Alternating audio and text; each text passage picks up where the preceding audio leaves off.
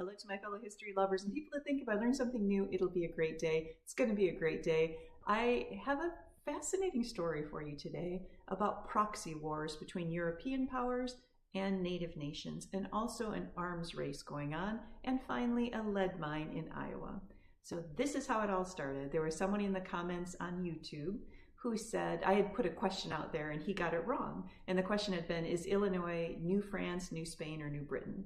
And he said, I thought it was New Spain because of the Spain mines in lead mines in Iowa. And I thought, Spain lead mines in Iowa, what is that about? So I go digging down and it is a fascinating story. So let's get started.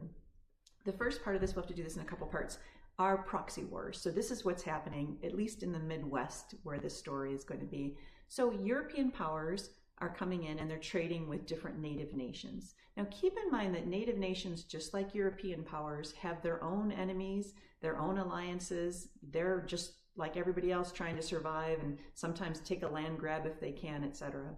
Well, when a European power would come in, let's say the French, and trade with a tribe and start giving them gunpowder and guns, suddenly within the native nations, power shifts because you as a native nation have your own enemies, and they look at you and think, holy cow, they now have guns and gunpowder from the French. So then you as a native nation who might be worried about them turn to a different European nation, say the British, and say, hey, we also need guns and gunpowder to defend ourselves from our enemies.